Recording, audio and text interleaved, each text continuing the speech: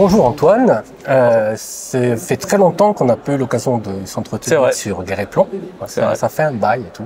Donc il y a pas mal de monde qui n'ont pas eu l'occasion de te rencontrer via notre média. Alors déjà, si tu pouvais te présenter, parce que tu es un des rares auteurs de jeux de société qui vit de son métier. C'est vrai. C'est assez rare. Donc d'abord, comment t'en es arrivé à l'univers, à pénétrer dans l'univers du jeu de société, du jeu de rôle, etc. Parce que je sais que t'es un rôliste aussi. Ouais, moi j'ai vraiment fait du jeu de rôle ado. J'ai commencé le jeu de rôle ado. Après, comme beaucoup, je suis passé à Magic, j'ai laissé tomber le jeu de rôle et je suis revenu au jeu de rôle plus tard. Moi, je voulais bosser dans le jeu vidéo à la base. Donc j'ai fait des études d'informatique, alors que j'étais vraiment pas bon du tout. Hein. J'étais nul pour coder et faire des trucs comme ça. Mais j'ai fait des études d'informatique pour pouvoir bosser dans le jeu vidéo. J'ai fait une formation en jeu vidéo à Angoulême qui s'appelle maintenant l'Engmin, mais à l'époque ça savait pas encore de nom parce que c'était vraiment le tout début. Et j'ai essayé de bosser dans le jeu vidéo et j'ai pas tenu longtemps parce qu'en fait dans le jeu vidéo les boulots de créa, ils les donnaient pas aux jeunes quoi. Et notamment fallait aussi savoir faire autre chose que de la créa, fallait savoir soit programmer, soit faire des images 3D, soit de la musique. Et moi je suis nul pour tout ça. Le seul truc que je voulais faire c'était des concepts de jeu. Et du coup, à ce moment-là, j'ai recommencé à faire du jeu de société. J'ai croisé des gens qui jouaient un peu et j'ai redécouvert le jeu de société moderne. Alors que je jouais plus du tout, je faisais que du jeu vidéo et des jeux de rôle, quoi. Et puis, je suis bien tombé dedans. Et puis, je me suis dit, l'avantage de ce média-là, c'est que pas besoin de savoir programmer, pas besoin de savoir faire du son ou de l'image, une imprimante, des ciseaux. Je peux faire mes propres jeux. Et j'ai commencé à faire mes premiers protos comme ça. Donc là, on est à peu près au début des années 2000, en 2003. Je commence à faire mes premiers jeux et à jouer, à traîner dans des clubs. Je commence à faire les salons, à rencontrer 2-3 personnes, Bruno Catala, Bruno Feduti, ceux qui étaient là à l'époque, quoi. Ancien. À montrer un peu mes premiers protos. Et puis voilà, très gentiment, ils me disent ça c'est chouette, tu devrais essayer de le montrer à tel éditeur et tout. Et c'est comme ça qu'en 2007, je signe mon premier jeu de société chez Cocktail Games qui s'appelle Chabyrinthe. Et après, ça s'est enchaîné, 2008 Ghost Stories chez Ropoprod. Donc c'est la rencontre avec Ropoprod avec qui j'ai beaucoup travaillé ensuite, Seven Wonders en 2010. Et à partir de Seven Wonders, en fait, qui fait un carton immédiat monumental, j'interromps. Donc là, j'étais instit à l'époque. Oui, depuis entre 2007 et 2010, en gros. Donc là, j'étais instit. Je passe d'abord à mi-temps quand Seven Wonders sort. Et puis au bout d'un an d'exploitation de Seven Wonders, en fait, ça cartonne tellement que je me mets en disponibilité, comme on dit, les fonctionnaires comprendront. Et donc j'arrête et je me mets à faire de la créa à temps plein. Et depuis, j'ai fait que de la créa à temps plein, notamment grâce à Seven, qui est vraiment un gros carton. Puis il y a d'autres jeux qui ont bien marché aussi en parallèle, quoi. Jusqu'à aujourd'hui, 2023, où je fais moins de jeux. Parce que ça fait 15 ans et j'en ai un petit peu marre. Il y en a énormément qui sortent, donc je me pose vraiment la question de est-ce qu'il faut en rajouter, est-ce qu'un jeu mérite d'être ajouté à la masse. Et par contre, j'ai monté une structure d'édition toute neuve avec un des anciens cofondateurs de Ropoprod, qui sont des vieux copains les deux, et qui pareil en fait avait quitté Ropoprod et puis finalement il aime trop le jeu, il a voulu revenir. Donc on a monté une structure d'édition qui s'appelle Playpunk. Et on a trouvé notre premier jeu à Noël dernier. On va essayer de le sortir pour Cannes l'année prochaine, donc Cannes 2024 si on est dans les clous. Voilà. D'accord. Okay. Donc c'est Seven Wonders, un peu qui a été le déclic en gros, si tu me racontes bien ça. Ouais. Alors déjà Ghost Stories 2 ans avant, c'est un jeu qui avait pas mal eu un beau succès accessible, qui avait fait des ventes très correctes pour le format de jeu.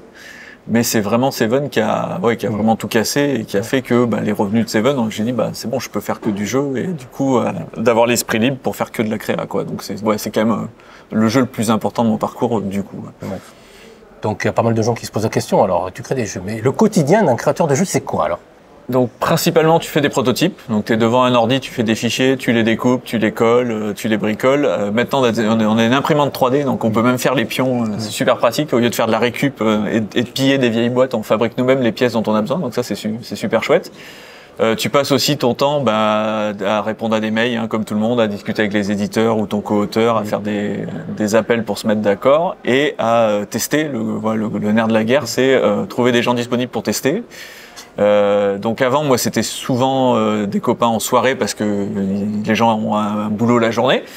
Et maintenant, c'est un peu plus simple parce que maintenant, moi, je bosse dans un atelier où il y a d'autres auteurs et on est facilement 4 ou 5 à plein temps. Donc là, c'est vachement pratique parce que dès que quelqu'un a un proto, on peut dire dès que vous avez une minute, les gars, on se met tous autour de la table et on teste tout de suite. Là où avant, il fallait que j'attende la soirée du samedi soir où on faisait des tests et du coup, des fois, il fallait attendre le samedi suivant. Là, du coup, comme on est un petit groupe, ce qui est pratique, c'est que ouais, ça peut accélérer et du coup, c'est assez motivant, quoi. Ouais. Et puis, tu as des retours d'autres auteurs, donc tu as quand même des retours de gens qui savent de quoi ils parlent, donc des retours qui sont vachement plus constructifs que si je teste avec mes parents, c'est intéressant, mais voilà, ils n'ont pas une culture ludique qui leur permet vraiment de faire des retours ultra pertinents. Donc voilà.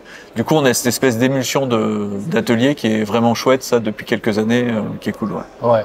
Et au niveau justement de la prospection, la recherche d'éditeurs et tout, tu procèdes comment en fait? Est-ce que tu proposes un produit fini? Est-ce que tu proposes un concept à un éditeur? Alors moi je vais assez loin, dans le prototype. Alors à nouveau là c'est ma méthode à moi, hein, chacun la sienne. Moi je vais très très loin dans le prototype parce que une des parties que j'aime bien dans le boulot, c'est justement de tout réfléchir au millimètre près, d'avoir le plateau exactement de la bonne taille. Je réfléchis beaucoup à le layout, comment c'est disposé, est-ce que c'est lisible, est-ce que tout le monde comprend l'iconographie. Donc je vais faire une grosse partie du boulot qui des fois est plutôt la responsabilité de l'éditeur, hein, ça dépend des sensibilités. Moi j'adore faire ce morceau-là, donc j'ai des protos qui sont assez aboutis, mais en termes de, on va dire, de matériel et de graphisme. Par contre ils sont pas illustrés, enfin où il y a c'est de la récup ou des choses comme ça. Mais je pousse le truc vraiment très très loin parce que j'aime bien cette partie-là. Et l'éditeur, en fait, il impose une vue ou il te laisse faire? Comment ça? Ça doit dépendre des éditeurs. Alors ça dépend des éditeurs. Généralement, c'est quand même lui qui gère la direction artistique, le choix de l'illustrateur et tout, parce que c'est lui qui le paye à la fin, hein, donc c'est normal. Mais moi, je sais que les gens avec qui je travaille, c'est des gens où je sais qu'ils sont assez ouverts pour que je puisse amener au moins mon avis. Et si ce n'est des suggestions d'illustrations ou de thèmes, notamment sur mes thèmes de jeu, je change jamais mes thèmes de jeu.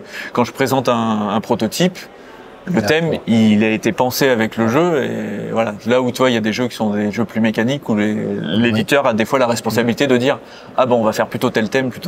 Moi, ça vient vraiment en package où c'est un autorité. Tu peux pas trop changer le thème parce qu'en fait, le jeu a vraiment été réfléchi sur le thème et si tu le changes, il y a des trucs qui vont devenir moins logiques et voilà. Le thème est toujours aussi important pour toi. Ouais, vachement. Clairement, c'est vraiment pensé ensemble. Mais à nouveau, il y a des auteurs qui pensent plus en termes de make-up. Bien sûr. Moi, je réfléchis vraiment en termes de thème et de narration. Donc du coup, tu peux pas trop changer les thèmes, ça se casserait la gueule, quoi. Ouais, d'accord. Donc tu le disais il y a 2 minutes, vous avez travaillé, vous avez monté une espèce de groupe, DMA par exemple. Alors justement, tu m'as parlé un petit peu de l'intérêt de monter un tel groupe, mais ça s'est produit comment en fait? C'est un hasard qui a fait ces 4 mousquetaires? Il y a vraiment 2 choses. Il y a l'atelier lui-même qui est vraiment un lieu où on est plusieurs à travailler. Mais tu vois, il y a pas notamment il y a mon épouse qui est graphiste indé qui bosse aussi dans le lieu et il y a Kaedama qui là était vraiment une volonté de répondre à une demande qu'on a vue au sein d'éditeurs où il y avait pas mal d'éditeurs qui cherchaient soit du consulting en fait pour des jeux dont ils avaient mal à finir les réglages. Soit des jeux de commande, parce que comme le milieu a explosé, tu retrouves aussi des gens qui veulent un jeu dans l'univers, je vais dire n'importe quoi, mais nous on a fait Naruto, Pokémon, des licences de voilà. Et ça on s'est aperçu que ces éditeurs-là étaient en recherche de ces jeux-là et on s'est dit ça c'est un truc qu'on pourrait faire en groupe, parce que souvent souvent il y a des délais un peu plus serrés sur les licences, t'as une fenêtre d'exploitation de la licence. Et donc des fois on va dire le jeu faut que dans 6 mois il soit prêt. Moi quand je fais un jeu tout seul, je mets 2 ans, donc 6 mois je peux pas m'engager sur 6 mois. Là on est en groupe, du coup on peut plus facilement dire OK 6 mois, laissez-nous déjà 2 semaines, OK on a une idée, on peut le faire en 6 mois. Là où un jeu tout seul, moi je peux pas le faire en 6 mois parce que je réfléchis trop longtemps et je suis trop lent, quoi. Donc ça, on s'est dit, il y a de la demande. Le consulting de jeux de société, ça n'existe pas encore vraiment parce que c'est encore un milieu qui était petit. Et donc du coup, on a monté ce truc-là. Et finalement, c'est chouette, quoi. C'est une dynamique différente que de bosser sur ton projet où tu es un peu tout seul dans ta tête. Là, on est vraiment à 4, donc des fois, on n'est pas d'accord. On fait des. Oui, c'est le plus fort qui gagne à la fin. Non. Alors après, on se connaissait déjà bien, et tu vois, donc on n'a jamais eu, ça clash jamais. Quoi. On peut ne pas être d'accord, mais dans l'intérêt du projet, quoi. Et c'était chouette. Et donc on est 4 et dans l'équipe, donc il y a Ludovic Maublanc qui est, on va dire, un vieux comme moi, et on a 2 jeunes auteurs aussi qui voulaient passer auteur à plein temps, mais qui n'avaient pas encore non plus l'assise financière pour le faire. Donc le fait de se retrouver aussi dans cette structure où on prend des contrats en groupe, ça permet aussi d'être sûr de pouvoir rentrer un peu d'argent pour eux qui ont besoin de payer des factures, qui ont des familles, enfin comme tout le monde, quoi, qu'il faut payer les factures à la fin du mois, quoi. Donc il y avait aussi cet intérêt-là qui était sécurisant pour eux. Et qui était intéressant pour tout le monde parce que ça a créé une dynamique qui est différente de quand on bosse chacun sur nos propres idées, en fait. D'accord, ok. Donc le team Kaedama, il va se vouer à se développer ou vous continuez, vous restez comme ça? Ouais, alors en fait on refuse même des projets en fait, parce que finalement on reçoit pas mal de sollicitations Et après, on a aussi alors c'est peut-être un souci de com, où on est aussi des fois sollicité par pas mal d'auteurs en fait, qui galèrent avec un projet, mais on leur dit nous en fait on bosse pas avec des auteurs parce qu'on est une structure, on va facturer, on veut bien facturer à des éditeurs, mais on va pas facturer à des auteurs. On sait que les auteurs déjà quand ils bossent ils ont pas de sous, donc voilà, si nous on est auteurs, si vous nous croisez sur un salon et qu'on a le temps de jouer de vos protos, on vous donnera un avis avec plaisir, mais la structure elle est vraiment faite pour bosser avec soit des éditeurs de jeux, soit des sociétés qui veulent faire du jeu de société, voilà, qui sont pas forcément dans le jeu de société. Donc, mais on est aussi souvent régulièrement démarché par des gens qui disent ah j'ai ce jeu-là qui marche, mais j'arrive pas à le finir parce que j'ai pas l'habitude. C'est pas ce qu'on fait quoi. D'accord. Et tu le sens comment le marché en ce moment du jeu justement de société? Ton ressenti en gros? Moi je t'avoue que ça grandit très vite et effectivement il y a énormément de jeux qui sortent et moi c'est une des raisons pour lesquelles à titre perso j'en fais moins aussi parce que voilà je me pose vraiment la question de il y a énormément de jeux qui sortent, mais il y en a quand même, on va dire, sur 10 qui sortent, il y en a 5 qui sont vraiment, qui se ressemblent trop, quoi. Donc, moi, j'en fais moins, en partie pour ça, pour être sûr que je me pose beaucoup plus de questions qu'avant, tu vois. Bien sûr. Avant, je faisais des jeux parce que je me disais, genre, j'ai une idée, je fais un jeu. Maintenant, je m'arrête et je me dis, est-ce que cette idée-là ou ce premier prototype-là, est-ce qu'il est assez différent pour exister dans un marché où il y a, là t'es à Cannes, je sais pas combien il y a de jeux, il y en a, je sais pas, des centaines, quoi. Même pas su. Moi, je suis, à une époque, on connaissait tous les auteurs et tous les jeux qui sortent. Là, la moitié des jeux, je les connais pas ici, j'ai jamais entendu parler des auteurs, quoi. Donc, ça a explosé. Et c'est très bien, hein, bien sûr. Pour le public, c'est très bien. Pour le public, mais c'est quand même problème. Pour l'industrie, c'est plus compliqué, mais pour le public, c'est très bien. Et voilà, et c'est très bien qu'il y ait plein d'auteurs maintenant au off, c'est blindé, c'est super. C'est pas à eux de se limiter, les auteurs, ils ont des idées, faites, si vous faites 10 protos dans l'année, c'est super, faites vos 10 protos, quoi. Mais pour les éditeurs, c'est compliqué. Il faut choisir les bons, quoi. Alors, les bons, et bosser les projets, parce que t'as quand même, je trouve, beaucoup d'éditeurs qui signent vite, qui produisent vite. Et là où je pense qu'il faut passer plus de temps à développer, ça fait pour que le jeu soit encore là dans 10 ans, quoi. Donc, mais ça se développe aussi, toi. Ça se professionnalise. C'est un milieu de passionnés, donc. Là, on commence à se dire, faut qu'on bosse beaucoup. C'est bien d'être passionné, faut qu'on bosse comme il faut, et on va essayer de bosser comme il faut, quoi. Mais après, bon, pour le public, c'est chouette, en fait. Pour le public, j'ai rien à dire. Moi, c'est vrai que ça a tellement bougé en 15 ans que c'est un peu déstabilisant. Mais... Pour les boutiques, c'est compliqué aussi, parce que là-bas. Pour les boutiques, il y a trop de jeux. Toi, les boutiques, elles sont obligées de venir sur les salons, tester en avance des jeux pour savoir après ce qu'elles vont commander, parce que de toute façon, elles peuvent pas tout commander. Non, elles peuvent pas et tout puis prendre, le produit il reste une semaine sur les devant. Et puis tu passes à la suite, c'est les mêmes problématiques que tu as en bande dessinée. Ça, on arrive dans les mêmes problématiques. Donc, mais les boutiques, je pense, c'est sûrement ceux qui galèrent le plus. Et au niveau de Caliamage, bon, on va parler d'Arkis, par exemple. Alors, tout à fait. Où ça en est exactement? Écoute, ça en est. J'ai pas de nouvelles parce qu'ils sont pas à Cannes. Ça en est que ça doit arriver là. Alors, je peux pas te dire, je peux pas te donner de date. Les dernières news qu'on a eues, c'était tout ce qui est prod figurines. Ça y est, ça a été validé et c'est produit. Donc normalement là ils sont en phase de, il faut qu'on assemble tout le reste avec les FIG pour pouvoir livrer les backers. J'espère avant l'été, mais je peux pas, j'ai pas d'infos officielles à communiquer quoi. Donc on attend aussi. Il y aura du retail aussi. Ah oui, ça sera aussi en retail. Tu sais exactement ce qu'il y aura la différence entre la version. Si, il y avait certains scénarios et modes de jeu aléatoires qui étaient que KS exclusives. Et il y avait quand même des extensions qui, elles, seront aussi dispo en retail normalement. Si ça n'a pas changé, à nouveau, je peux pas te donner 100% de... Voilà. Mais ça sera dispo en retail aussi, Mais pareil, ils livrent les backers d'abord. Bien sûr. Pas toujours le cas, mais... Non, c'est pas toujours le cas. Mais là, déjà, on est très en retard, donc ils vont faire gaffe à bien livrer les backers avant, parce que déjà qu'ils ont un retard monumental. Voilà. D'ailleurs, il y en a quelques-uns peut-être qui connaissent pas Arkeis. C'est quoi alors? Alors parce que ça date. Donc Arkeis, c'était un Kickstarter qui a été lancé en... il y a longtemps, 4 ans, 3 ans, 4 ans, c'est ça, un truc comme ça. 3 ans. 3 ans, on va dire 3 ans. C'est un jeu coopératif avec plein de figurines, magnifiques, faites par les équipes d'Ankama qui sont très forts pour ça. C'est un jeu en gros, on va dire d'aventure, d'exploration en Égypte, mais une Égypte qu'on a un peu, pas une Égypte historique, mais une Égypte avec, en gros, il y a du steampunk il y a de l'Égypte, du fantastique et du steampunk. Et c'est un jeu coop qui est fait pour jouer en campagne, donc on va jouer une série de scénarios qui s'enchaînent. Et c'est vraiment un jeu narratif dans le sens, dans les scénarios, il y a des decks de cartes par scénario qui vont te raconter un peu ce qui se passe, ce que tu rencontres, des dangers, des monstres. C'est quand même un dungeon crawler, tu joues avec tes héros, il y a des monstres, on se tape dessus avec des dés. Mais il y a un côté, narratif et il y a un côté vraiment, c'est fait pour jouer en campagne et les scénarios s'enchaînent. Et il y a un petit côté persistant dans le sens où entre les scénarios, tu vas gérer ton équipe et ton campement.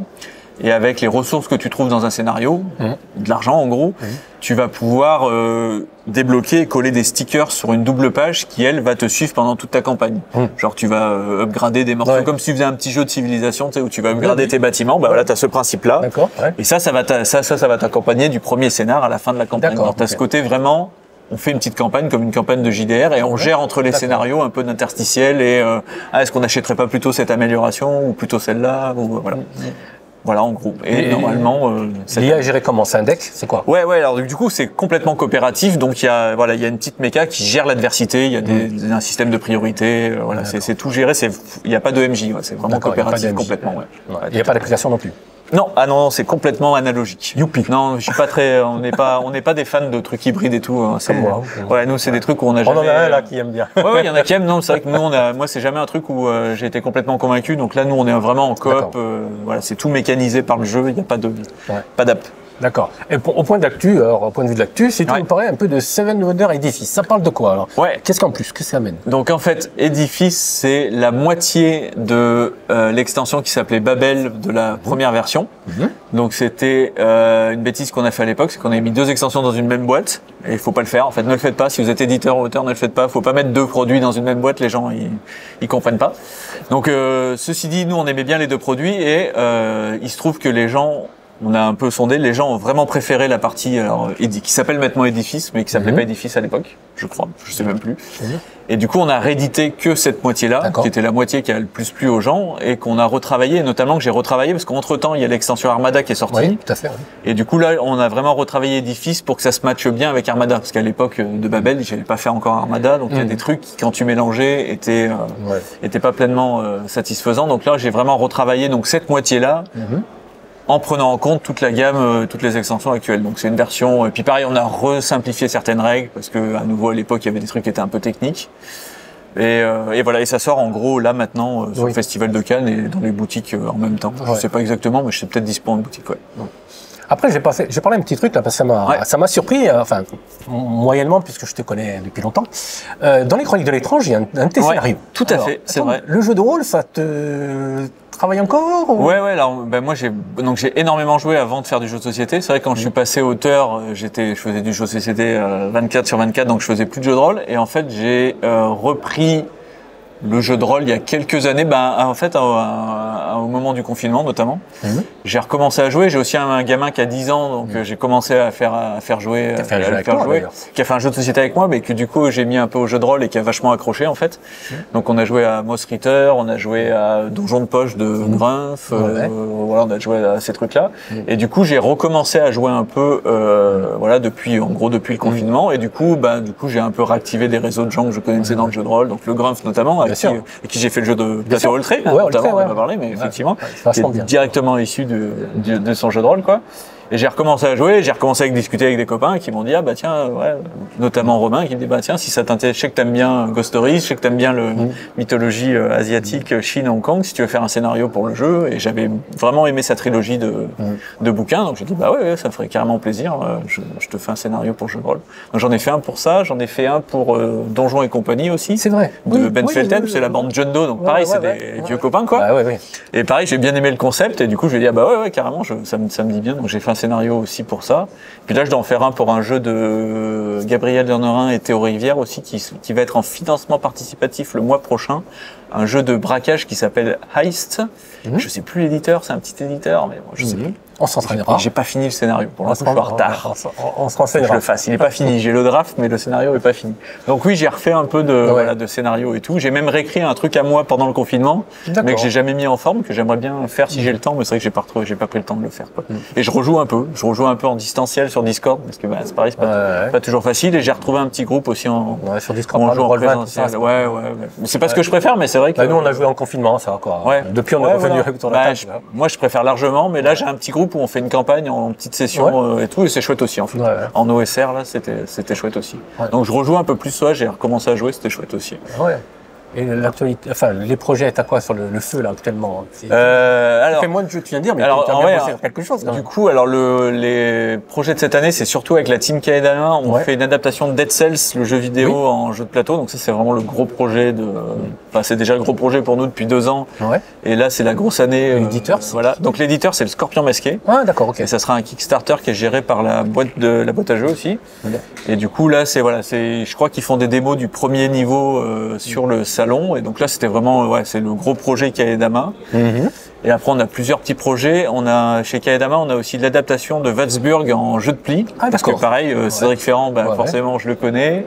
Il me dit, j'aime bien le jeu de société, on va faire une BD Wadsburg, est-ce que ça vous brancherait? J'aime bien développer l'univers, est-ce que ça vous brancherait? Et du coup, on lui a fait un petit jeu de pli dans l'univers de Wadsburg. Qui j'espère va sortir. C'est en négociation avec les 12 singes qui ont la licence du jeu de rôle. Oui, tout à fait, oui. Donc voilà, a priori, ça serait cool, ça serait eux qui feraient aussi le jeu de pli. Alors peut-être à la fin de l'année, je sais pas quand. On va voir. C'est pas encore. Il y a encore des inconnus. Et à titre perso, moi, du coup, j'ai beaucoup moins de. Voilà, il me reste 1 ou 2 jeux qui étaient déjà dans les tuyaux, mais c'est vrai que j'ai pas recommencé de prototype là depuis un petit moment, quoi. Ouais. Donc j'ai moins de trucs en perso. En perso, c'est vraiment Playpunk et éditer notre premier jeu l'année prochaine à Cannes. Ouais. C'est plus ça au titre perso qui me prend du temps. Ouais. Ouais. Et Playpunk, c'est combien de personnes vous prenez? On est 2. Vous êtes 2. Ouais. Donc c'est Thomas Provost qui est un des cofondateurs historiques de Ropoprod, qui a quitté Ropoprod il y a quelques années quand ils ont revendu Asmodée.